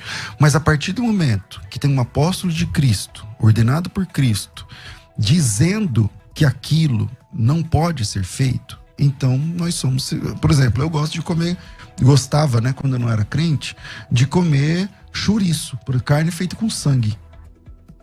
Eu posso comer carne com sangue? Não. Por quê? Porque lá em Atos, capítulo 15, diz assim, diz assim, ó, então pareceu bem ao Espírito Santo e a nós não impor mais nenhum cargo além desses. Não sei o que, carne com sangue. Aí eu falei assim, meu Deus, então, o que eu faço? Então eu não como mais chouriço. Então a gente deve considerar que se o que está escrito na lei e foi reiterado pelos apóstolos deve ser mantido? Como ordem. Como ordem. Ok, e a escravidão? Mostra uma escravidão, uma ordem de escravidão. Não, Paulo fala sobre uma a questão da escravidão. Não mostra qual é a ordem. Vós, servos, sede obedientes aos seus senhores. Tem outros textos agora que eu obviamente não vou lembrar de cabeça, mas um desses, por exemplo. Então, em primeiro lugar, a gente tem que entender que quando a gente fala da escravidão, a gente tem na nossa cabeça a nossa experiência brasileira. E a experiência escravagista brasileira foi uma das piores e mais cruéis do mundo. Qualquer escravidão é cruel, né, pastor? Então, é que depende do que você entende como a palavra escravidão. Por exemplo, lá em Êxodo, quando fala do escravo, o escravo, ele é assalariado, ele tinha que ser digno, ele tinha que receber abono, ele tinha que receber percentual não podia sofrer violência em cima do que o patrão ganhava. Então, quando a palavra em português é escravo, mas não coaduna com a palavra escravidão que a gente tem setada na nossa cabeça. Então, quando o homem tem uma dívida, ele tem uma filha, de acordo com o Êxodo também, ele pode vender a filha para pagar. Aonde está essa ordem no Novo Testamento? Não, volta lá de novo no que eu falei, da escravidão, querido. pastor. Então, da escravidão. Então, a fala da escravidão, de novo, se tem uma ordem de um apóstolo no Novo Testamento para a igreja, é norma para a igreja. Agora, a gente tem que entender o que é escravidão. Lá, na própria lei lá, não é escravidão que a gente tem de experiência aqui no Brasil. O senhor sabe que eu concordo 100% com o senhor? Isso é bom. E o importante aqui é que eu digo isso com propriedade de que é bom que o senhor faça essa defesa em questão da escravidão. Da mesma forma que eu faço essa defesa não em questão estou defendendo a escravidão. Não, no sentido do que o senhor disse, exatamente, né? Então, da mesma forma como eu também faço a minha defesa na questão da interpretação acerca da questão da homossexualidade que a igreja usa para condenar os homossexuais. O que a Bíblia condena, a palavra sodomita, ela foi relacionada aos homossexuais a partir de 1000 anos depois de Cristo, através de São Tomás de Aquino. Antes disso, ela não era um termo relevante para os homossexuais. Ela era um termo usado somente para denotar imoralidade. Fosse de um homem homossexual, fosse de um homem heterossexual. Então, essa palavra passa a ser associada ao homossexual através da teologia provinda de São Tomás de Aquino. Então, assim, a gente precisa entender que a Bíblia passa por toda uma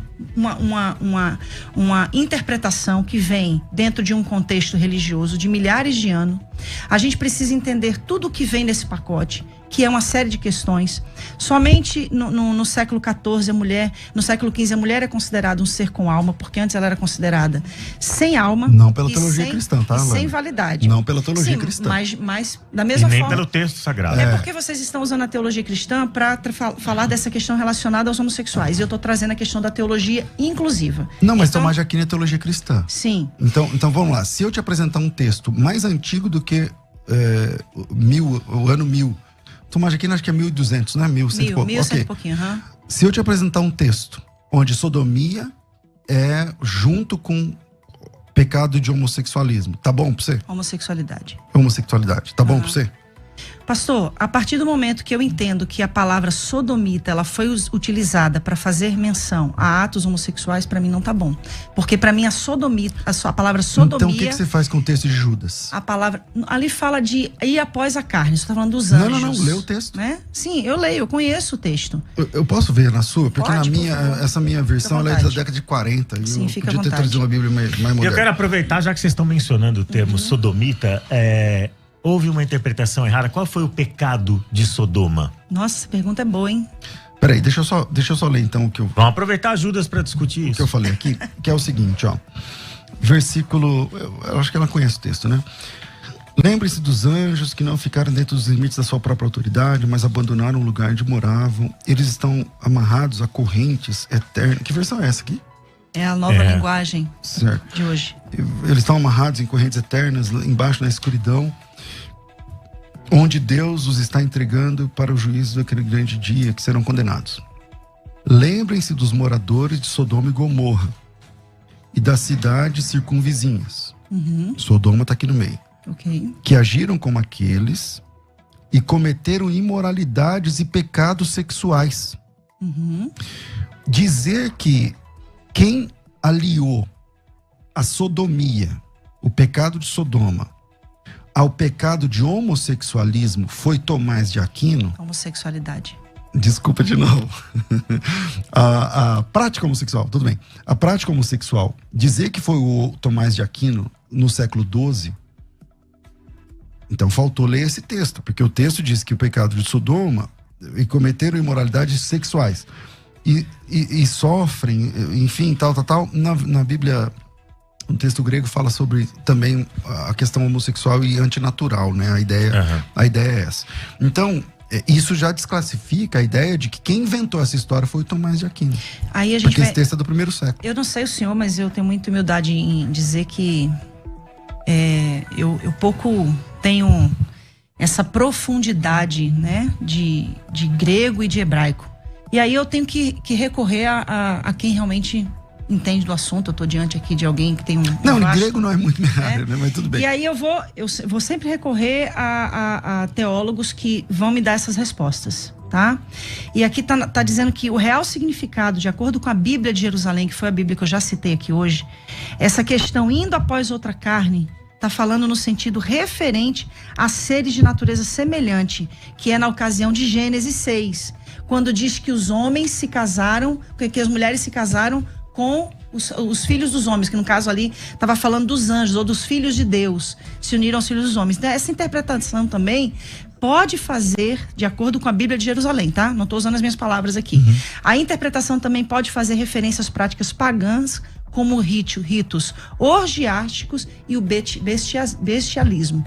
Então, dentro dessas questões, a gente vai sempre esbarrar, pastor César. Tomando como base a Bíblia de Jerusalém, lembra que um tempo atrás eu falei da palavra rapax legomena, que é uma palavra que aparece só um texto, uma vez na Bíblia? Pois é, Judas é um caso desse.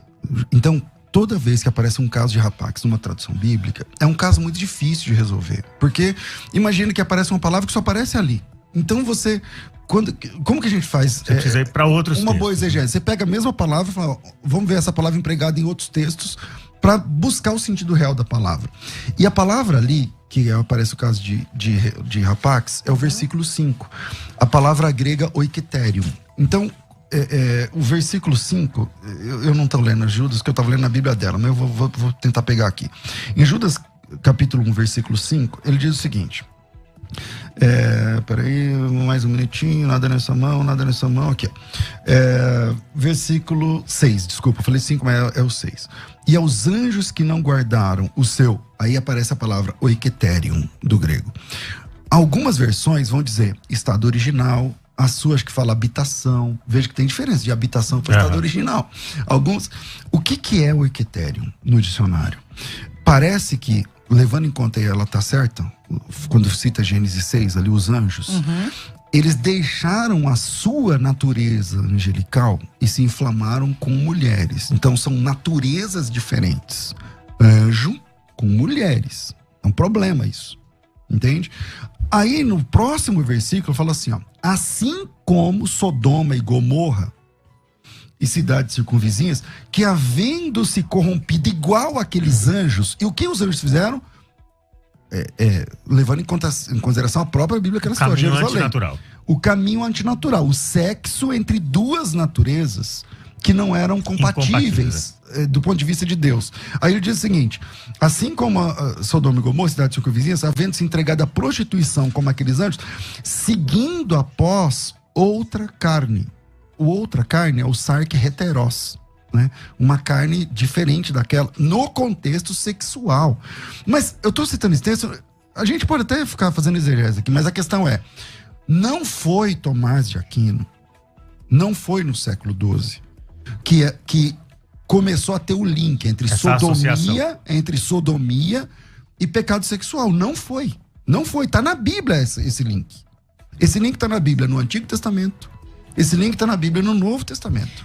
Tomás de Aquino apenas é um dos que citou, mas muito antes de Tomás de Aquino, Ana, se você quiser depois dar uma estudada, muito antes de Tomás de Aquino, os pais da igreja sempre associaram sodomia com pecado sexual. Imoralidade. Imoralidade Não sexual. homossexualidade. Diferente. Imoralidade sexual, homossexual também. Quando a gente usa essa fala, pastor, a gente está dizendo que a imoralidade é algo somente inerente ao homossexual. Como se o heterossexual não pudesse Então, ser por favor, imoral. não estou usando isso. Então, mas é isso que eu estou dizendo. Não estou usando isso. Essa é a interpretação que A se dá. imoralidade Foi também é essa homossexualismo compreensão que também, São Tomás mas é deu, muito mais. Como se a imoralidade fosse algo inerente do homossexual. Quando o senhor fala sobre a homossexualidade vista na Bíblia como algo abominável, eu queria te fazer uma pergunta. Qual é o pecado evidente que levou o povo de Israel, o povo de Judá, para o cativeiro? Qual é o pecado, a base do pecado? O cativeiro babilônico? Sim. Idolatria. Idolatria, ok. Então vamos lá. Ezequiel capítulo 16, tá? Versículo 48. Jerusalém, juro pela minha vida, diz o Senhor, que a sua irmã Sodoma e os povoados que ficaram ao seu redor nunca pecaram tanto quanto você e os seus povoados. Sodoma e suas filhas eram orgulhosas, porque tinha muita comida e viviam no conforto sem fazer nada. Porém não cuidaram dos pobres e dos necessitados. O profeta Ezequiel está dizendo que o pecado de Sodoma e Gomorra não foi a homossexualidade, como se diz. Está dizendo que o pior pecado foi o pecado de Jerusalém, pior do que o pecado de Sodoma e Gomorra. Porque o pecado de Sodoma e Gomorra, segundo o profeta Ezequiel, foi a fartura de pão, a fartura de tudo que tinham sem... Foi a injustiça social. A injustiça social. A condenação dos Exatamente. profetas no Antigo Testamento, ela sempre social. se dá com base nessa tríade: a injustiça, a idolatria e a imoralidade. Exato. E como o pastor César menciona, a imoralidade também abrange a questão da relação homossexual. Bom texto. Posso comentar? Pode, eu queria te fazer uma outra pergunta. Então, anota aí pra você não esquecer. Uma é Ezequiel 16. Anota aí pra você não esquecer. É 16 o quê? É 16, a partir do 48. Vai. Quando o senhor fala antinatural, eu queria fazer uma pergunta. Deus age de forma antinatural? Deus é o único ser livre, ele faz o que ele quiser, Lana. Parafizim, no grego, né? Deus age Deus de faz forma... o que ele quiser. Sim, Deus age de forma antinatural? Age. Esse antinatural que a gente está se referindo, enfatizando tanto aqui, fala exatamente da questão da natureza do ser. Pastor, desesperadamente buscando a tal cura gay e a tal libertação gay, eu me casei com um homem. Eu tive 2 filhos, perdi o primeiro filho com aborto natural, tive um segundo filho, buscando desesperadamente essa cura ou essa tal libertação, me submetendo a uma relação heterossexual por acreditar que me impor aquilo mudaria a minha natureza, porque a minha natureza deveria ser heterossexual. Então, assim, o que nós precisamos fazer, e aqui eu tô falando, não é como uma pastora, é como uma alma. Como uma alma que recebe ali na igreja todos os dias pessoas desesperadas. Você acha honesto você falar isso que você está falando? Por exemplo. Em que sentido? Vou te explicar. Você acha honesto você dizer assim, ó, eu desesperadamente, eu tô te entendendo como alma, tá? Sim. Eu desesperadamente, buscando uma cura gay, me submeti a um casamento. Você foi obrigado a casar, Lana? Alguém pôs uma arma na sua cabeça? Alguém falou pra você assim, vou concluir a pergunta. Alguém falou assim, ó, só tem um jeito de você se libertar. É casando. É tendo um relacionamento sexual. É transando com um homem. É gerando filho. Alguém te falou. Porque se alguém falou isso pra você, esse cara estragou a tua vida. Ele é herege. Quem te obrigou a fazer isso? Porque se você for obrigado, então eu mesma. Então livre, vamos lá. vontade. Então não é honesto da sua parte. É honesto, desculpa sim, a pastor. sinceridade. Você disse assim, eu fui submetida. Não, você não foi submetida. Você quis. Às vezes você entendeu, lá no começo da sua vida cristã, você entendeu que falou, não, peraí. Então como eu passo um homem ou uma mulher na rua, eu olho pra mulher. E eu sou crente agora. Então eu não posso olhar pra mulher. Então beleza, então eu vou lá casar com um cara, porque eu acho, então você depositou sua esperança no casamento. Eu não acho honesto você falar assim, eu fui submetida, porque aí você é vítima. O senhor sabia que existem milhares de pessoas hoje que são submetidas a testes para cura do câncer com tratamentos que ainda não foram aprovados? Sabe o que elas estão fazendo? Agindo de forma desesperada. Eu estou fazendo uma analogia. Eu concordo com o seu desespero. Eu só acho que não é honesto você dizer que você foi submetida, porque aí é um vitimismo, eu não tô entendeu? dizendo, uma coisa que eu não sou é vítima, então, né? você quis casar, você sonhou com o casamento, você lá atrás. Não, eu nunca sonhei com casamento. Eu sonhei com Deus. Eu sonhei em ser aceita por Deus. Concordo. Entendeu? Então foi isso que a igreja me ensinou.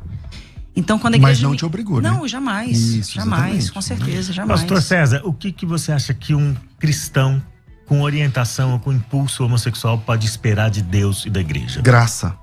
Graça sobre graça o tempo todo. Porque ela esperava, e talvez pelo ambiente, nesse sentido ela se sente induzida a acreditar de maneira errada, ou compreender de maneira errada, ela esperava que essa orientação, ou que esse impulso dela fosse extirpado, que ela fosse desnaturalizada nesse sentido, fosse extirpado, e procurou os caminhos dela. Essa é uma expectativa realista de uma pessoa que se converte? Pode acontecer. Pode acontecer, cara. mas... Vamos lá, deixa eu responder a sua pergunta claramente. Existem pessoas que tiveram experiência, vivência homossexual. A Lana deve saber mais do que eu sobre isso, porque ela viveu isso. Você lembra, você foi uma das principais pregadoras do Brasil, cara. Você inspirou milhares de mulheres a pregar. Uhum. E eu acho que isso ninguém tira de você. Foi muito legal. Agora, naquela época, eu não sei se você lembra do Joide. Você lembra do Joide? Sim. Lembra? Então, casos como o Joide faleceu, né? Infelizmente. O Joide, ele foi um travesti, morou na Europa, não sei o que lá, tal. Cara, conhecia a esposa, os filhos, tal. Houve transformação. Casos como esse, ela deve conhecer mais do que eu, existem. Então, eu não posso dizer que não existe. Agora, eu reconheço que a luta na área da sexualidade deve ser terrível, entendeu? Não é fácil. E o que o homossexual que quer buscar a Deus espera, já que esses textos que a gente está citando, condena aquela prática. Mas não é só essa prática. A Bíblia condena muitas coisas da nossa natureza. Muitas coisas da nuance natural do homem. Nós somos seres caídos. Então, eu vou ter tendências e vontades e desejos que não são permitidos pela Bíblia. Que nessa nova dieta, no cristianismo, esse prato não serve para mim. Então, eu tenho que entender, buscar em Deus. E eu acho que é uma luta terrível, difícil pra caramba. A mesma coisa de outras pessoas que vêm de outros tipos de tendências. Na área sexual, em outro tipo de área. Agora, o que ele tem que esperar? Esperar em Deus, crer em Deus, servir. E não aconselho que faça o que a Lana fez. Eu acho que ela mesma não aconselha. Se você tá achando que a esperança da sua sexualidade é uma cura, esquece. Se você tá achando que a esperança da sua sexualidade é um casamento, esquece. Você vai estragar a sua vida e vai estragar a vida do cara ou da menina que você casar. Na realidade, o Joy de tantos outros, pra mim, é só um exemplo de sublimação. Você não pode mudar a natureza de uma pessoa. Mas será? Você não está Você sublima, é diferente. Será que você não está projetando sobre ele uma experiência que foi sua? Sublimar é o que eu fiz, por exemplo, durante quase 8 anos.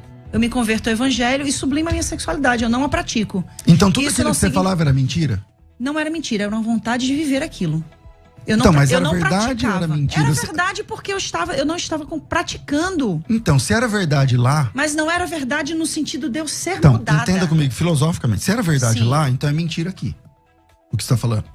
Ou é verdade aqui, então era mentira lá. Porque se você fala uma coisa que eu não sei quantos anos faz, mas não quero aqui denotar as idades. Mas se há 20 anos atrás você falava X e agora você fala não é X, é Y, ou era mentira lá, ou é mentira pastor, aqui. Nós vamos ter outro problema com Paulo, porque Paulo defendia a lei a ponto de matar os cristãos. E teve um momento que Paulo encontrou com Deus e Paulo diz o seguinte: quando Deus me deu uma visão, não consultei nem carne nem sangue, mas fui fiel à visão. O que isso tem a ver com o assunto? Paulo perseguia os cristãos e os matava. Mas ele não era cristão. Mas pastor, lá você era. Ele defendia a lei, é isso que eu estou dizendo. Então, beleza. Então você começou a ser cristã agora? Aí houve uma mudança radical de conduta no caso dele, né? Mudança de visão, é isso que eu estou dizendo.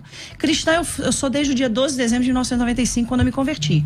Agora, o fato de hoje eu ter uma visão sobre a minha orientação sexual diferente do que eu tinha antes... Não, tá tudo bem. Tá tudo bem, só que então você tem que assumir o risco, porque o boleto chega. Qual que é o boleto? Tá bom, o que você falava lá tá certo? Ou o que você fala agora tá certo? Porque você falava coisas diferentes. O que você falava em 90 e poucos que você falou, não é o que você tá falando agora. Então, ou é mentira aqui, ou era mentira lá. É que você ficou... Lana, pastora, acho que você ficou com dó de falar que você estava enganada. Porque as 2 vezes que eu perguntei pra você se você estava enganada, você falou, não, eu acreditava desesperadamente. Isso. Mas se eu acredito desesperadamente, ou por causa de pressão do grupo, ou por causa de um anseio, de uma expectativa meu, não deixa de ser um engano, né? A melhor pessoa pra falar sobre isso sou eu mesma, claro. Tá bom? Então vamos lá. Vocês falam dentro de uma perspectiva externa. Eu falo dentro de uma perspectiva interna, ok? Então, tudo que eu fiz, não foi só o casamento. Foi cura interior, foi libertação, foram longos processos de jejum, foram subidas ao monte. Ministério foi chamado. Ministério não tem nada a ver com a minha sexualidade, né? Então, assim, quando eu venho a um casamento, vivo a maternidade, tudo isso eu vivo nessa busca, como tantas outras situações pelas quais eu me predispus a fazer, não fui obrigada a nada. Eu me predispus porque eu cresci dentro de um contexto onde eu fui ensinada que o fato de eu ser quem eu era ia me levar ao inferno. Eu amo a Deus e não quero ir ao inferno, então faria tudo o que fosse necessário para mudar, como fiz. Naquele contexto era a minha verdade. Ok? No grego, quando a gente pega lá João capítulo 1, versículo 1, quando João fala do verbo, essa palavra verbo está lá, davar.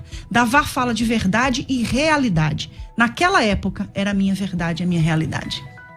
Era a minha realidade. Hoje, a minha verdade e a minha realidade é compreender que eu nasci assim e eu louvo a Deus por nascer assim.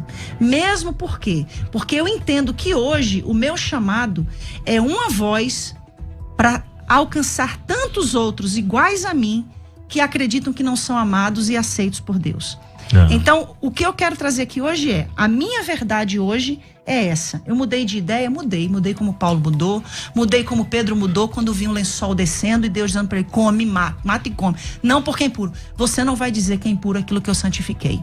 Então mudei de ideia como Pedro mudou, mudei de ideia como Paulo mudou. Então com essa resposta você está anulando aquilo que estava atrás. Não, pastor, mas aquilo lá atrás foi lá atrás, como foi lá atrás com Pedro, então, como foi lá atrás com Paulo. Mas nós não estamos lá atrás, nós estamos em 2021, chegando agora, 2021, 30 minutos. Já vou terminar. Caramba, de novo já chegou.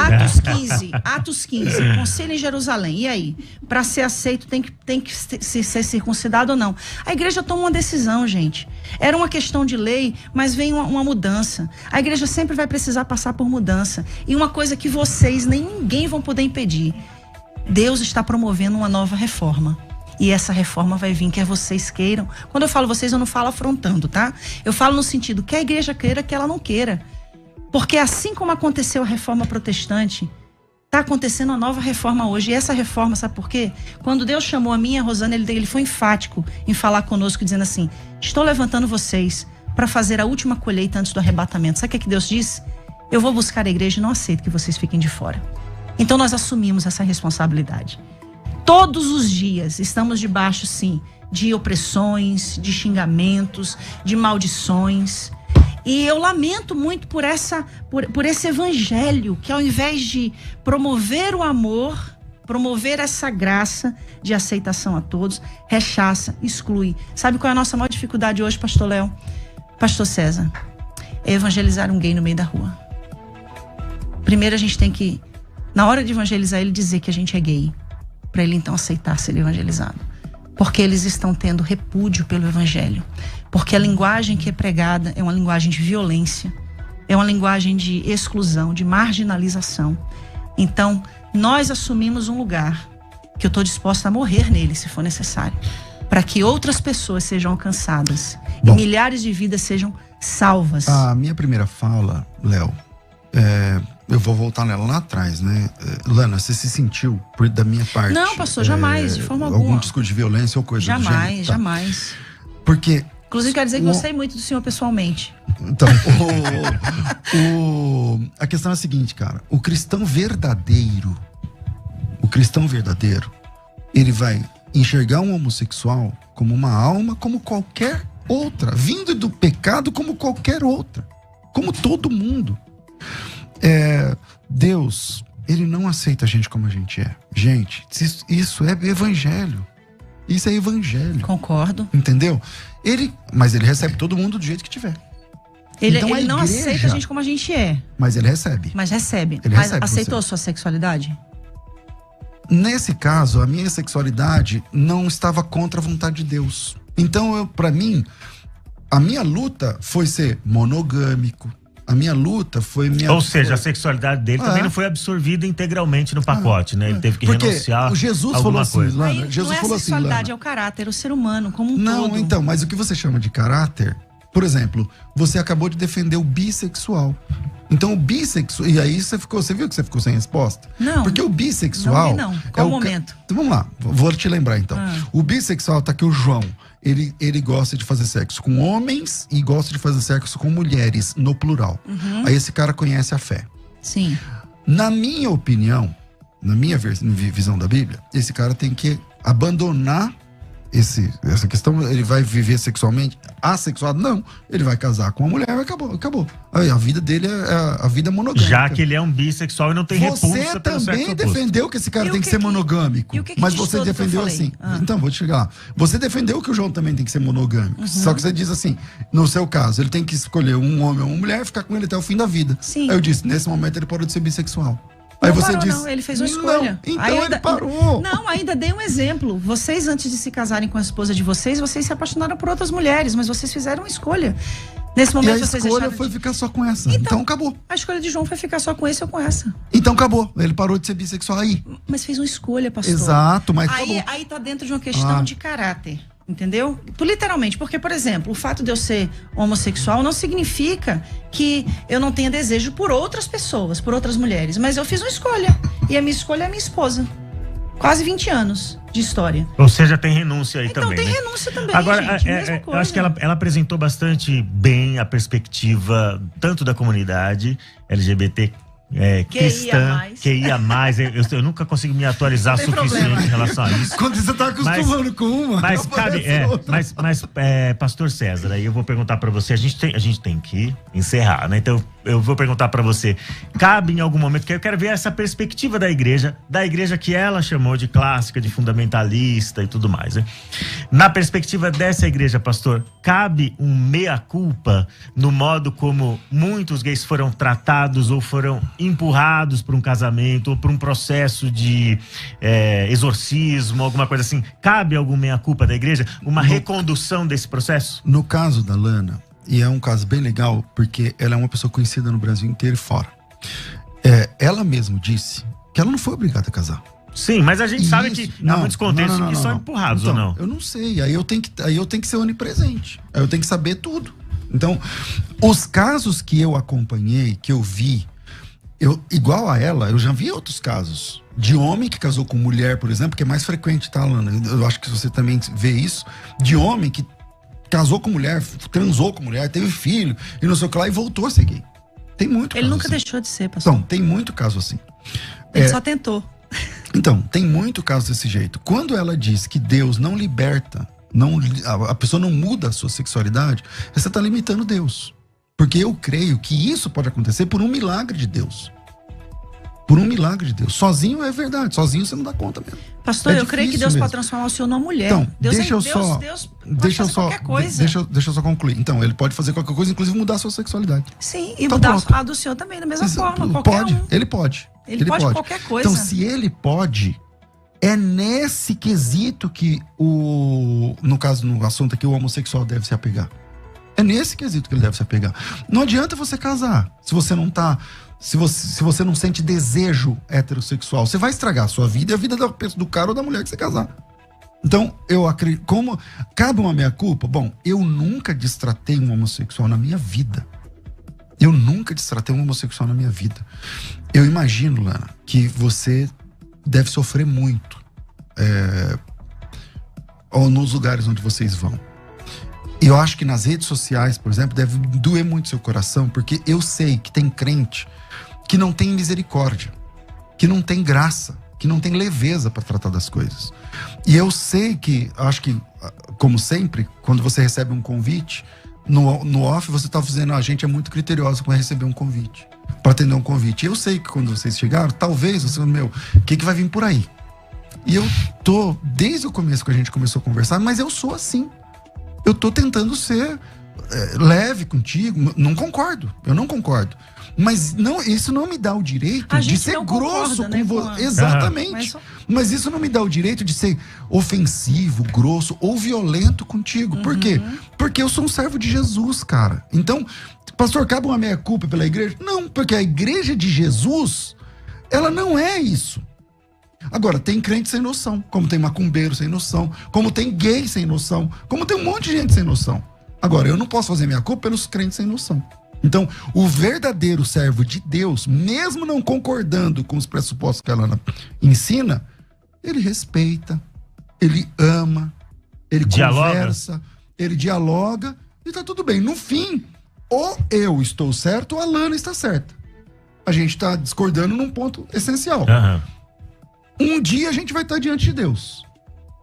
Ou a compreensão que eu tenho está correta, e aí a Lana vai se dar mal, ou a compreensão da Lana está correta e eu vou me dar mal. Um dia a gente vai estar diante de Deus. Agora, enquanto esse dia não vem, respeito, cara. Enquanto esse dia não vem, vamos nos despedir dos internautas. Você tem um compromisso, pastor. É você que disse se você pode falar alguma coisa, que o compromisso é o seu, mais urgente aí, né? Mas aproveita e fala, e também se despede do internauta, pode falar do seu livro, pode dar suas redes sociais, tá bom? Pastor, eu quero dizer que com muito respeito, eu recebo o que o senhor falou, tá? Eu respeito a opinião de todos os internautas. Eu respeito a opinião dos cristãos que divergem da nossa opinião. Eu já pensei assim um dia e me permitir mudar quanto à minha forma de pensar. A minha maior preocupação hoje, pastor, o senhor terminou falando, um dia a gente vai estar diante de Deus. E aí existem duas possibilidades. Da Lana tá certa, de eu tá errado, mas a gente vai estar lá. 50-50. 50-50. Só que existe uma outra questão por trás disso, pastor César. É que se vocês estiverem errado, milhares de pessoas foram lançadas ao inferno por causa desse erro.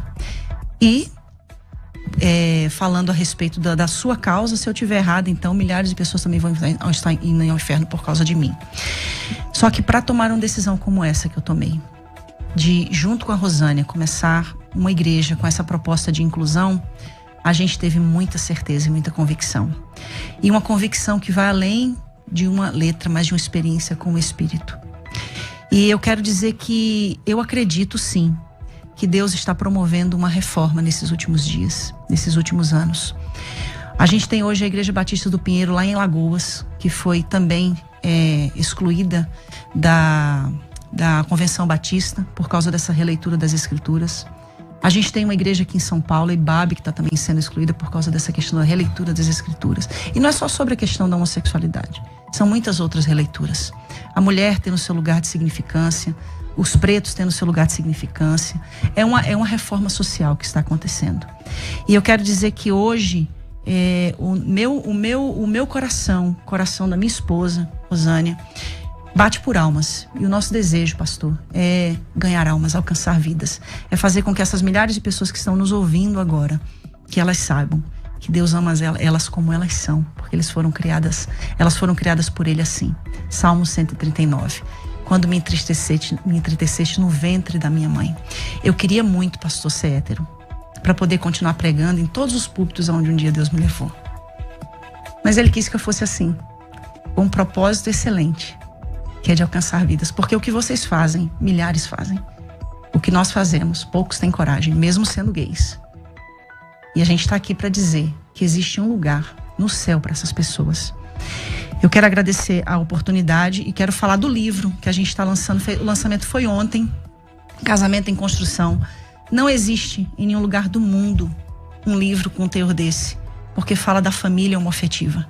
Nós temos milhares de livros para casamentos heterossexuais, para famílias heterossexuais.